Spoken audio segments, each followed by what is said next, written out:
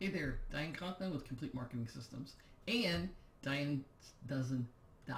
If you want a copy of all 12 of these principles that I've talked about, just go to DianeDozen.com and we'll have a great copy, kind of a fun little thing for you there. We are on number 11 of the 12, and I love this one. Something that so many of us can always get better at and aren't necessarily good at. It's be a great communicator. Be a great communicator. This is critical in sports, right? If you watch sports or if you've been an athlete yourself, you know that one of the things that commentators talk about, one of the things coaches talk about, one of the things we talk about as players and participants with each other is you got to communicate, right? You got to tell me. You got to tell me when somebody's setting that pick so I don't run into a brick wall. You got to let me know in softball, right? We're constantly communicating how many outs there are, what the situation is, what the pitch is, where to set ourselves in the field. Do we shift to the right? Do we shift to the left? Do we play it straight away? Do we pull in? Is this person? So it's that situational awareness that we've talked about, but it's more than that because now it's knowing not only for you, but for the rest of the team, right? So, and many times, we think of communication, being a great communicator, as interacting with others. And it is, right? How do you talk to your clients? Do you treat them all as individuals or you lump them all into a group, right? And talk to everybody the same way? How do you talk to and treat your team? The communication, and I think one of the things that happens early on is we think we explain things better than we do, and things get messed up, and then we're frustrated. I know that happened for me a lot, but I know what's in my head, but the person receiving the instructions don't. So you need to be really careful about that piece. So how are you communicating with your team, with your assistants, with your vendors, right? And when you think about it, everything we do is communication, especially in today's world where so many of us are virtual. But here's the piece that I really want to talk about with this. I want you to be a great communicator with your team, with your vendors, with your staff, with your colleagues, and with your clients, right? And the colleague part is something that we have a tendency to forget about as we go on in business, right? Continue networking, continue making contact with the great people that you've met over the years. Stay in touch because your network from a colleague perspective, it can be so valuable. But here's the piece that most people forget. Who do you spend the most time with? Yourself. Who do you talk to the worst? Yourself. Most people, right? You have, you have to really work hard, I think, to have positive, I'm just going to call positive self-talk. But here's the piece, right? What's the most important 6 inches on your body? No, it's not that. It's right here. It's right here. You thought you were going to get me, didn't you? My dad used to say it's 6 inches between your ears, right? He also used to say use your head for something other than a hat rack, right? That meant I was supposed to think.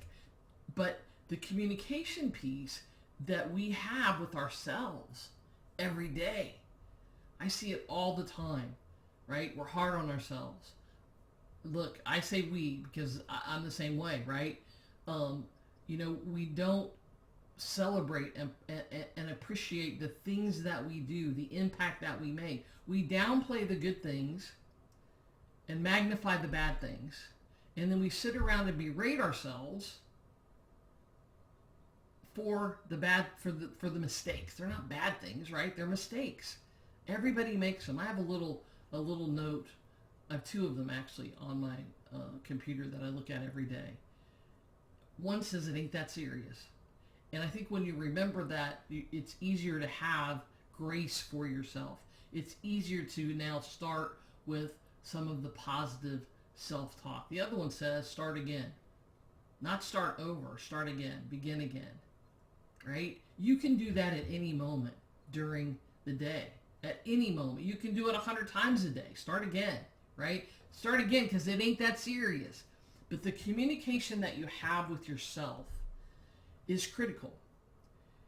And I know from my own experience, it's hard, right? If you grew up in a family or even around athletics, right?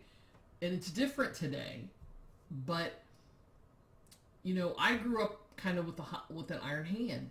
I worked with coaches who, things weren't necessarily up for debate. I've worked with mentors and business associates, if you will, business partners, who things weren't up for debate. And so I'm kind of used to that, right? And those people have a tendency, easy for me to say, to be highly critical. Well, when someone's critical of you, you tend to be critical of yourself. So I want you to think about how you're talking to yourself, how you're talking to other people, of course. But that piece comes easier because sometimes people call you on that. Gosh, is something wrong? Gosh, you're a little short today, right? People have a tendency to do that. You don't do that with yourself. You don't do that with yourself. You have to be a great communicator with yourself, right? Yeah, and I'm not talking about I am statements and all of that's fine. Looking in the mirror if you want to do that. I've never been one to do that, right? But I do it with reading positive books. I do it by starting off my morning with my morning ritual, right? Which is, for me, it's time in particular books of sometimes scripture, sometimes it's quotes, but I start my day that way. And I will tell you that I end my day in gratitude, right? And so journaling for the last 30 minutes or so of the day, I try to come up with 3 to 5 things I'm grateful for every day. And so when you're in that mode of gratitude, you can't be in the mode of beating yourself down. And so communication comes in many forms, right? It comes by speaking, comes by writing. We communicate with our body, the way we handle ourselves, our eye movements, our hand movements, our gestures, kind of even sometimes by the way we dress, right? So communication and being a great communicator takes work, and practice. So, when you're giving a presentation, if you only give it once, and it's the time when you get up on the platform to do it, or at the webinar to do it, or wherever, the communication isn't going to be as good as if you practice it 3 or 4 times, right? And as you practice communicating, I used to, when I was going for interviews for jobs, I used to verbally in the car talk out my answers, right? And the reason is because I'm not going to say them to myself when somebody asks them. So it was more of a real life kind of thing, right? But communication comes in so many forms, and you really have to learn to get good at it in all of those forms. But once you get good at it in one form, the good news is that it translates into the other avenues to some degree. Maybe not so much from the copywriting. If you're a good speaker, you're not always a great copywriter, but great copywriters tend to, if they want to get out from behind the computer, tend to also speak very well. And look, this isn't about grammar, right? It's about the communication. It's about how do you connect, right? So communication in business is different sometimes than it is in sport, but not always. And again, I just want to emphasize that your communication with yourself, that's where it all starts, right?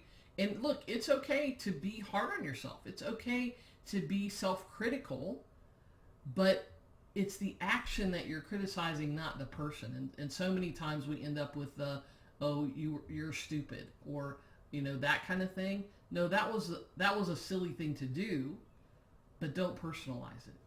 And so the communication that we have, and I know you probably thought when I said be a great communicator, I was going to only talk about it from a two-way, from a client team perspective, but that piece, right? And so again, relating that to sports, you have to have a really short memory in sports. You missed a shot, you have to come back down and be willing to shoot it again. You missed 5 shots, but you're the shooter, right? They're going to fall. You just have to keep shooting. It's really easy when you have a bad throw or a bad pass to, now you tense up. Now it doesn't flow as naturally. You strike out. Well, now you got to go out into the field. And if you're focused so much on the fact that you just struck out, you're going to miss a routine ground ball coming to you, right? And so it's this piece of self-communication is probably more important, if it's just as important, if not more important, than the communication you have with others. Really, really important point. I hope that you spend some time thinking about being a great communicator. And maybe you even listen to this, watch this again to pick up some of the things that you may have missed the first time, right? Because communication many times requires repetition. So if you'd like a copy of all of these, check it out. Just go to dianesdozen.com. And until next time, make it a great day.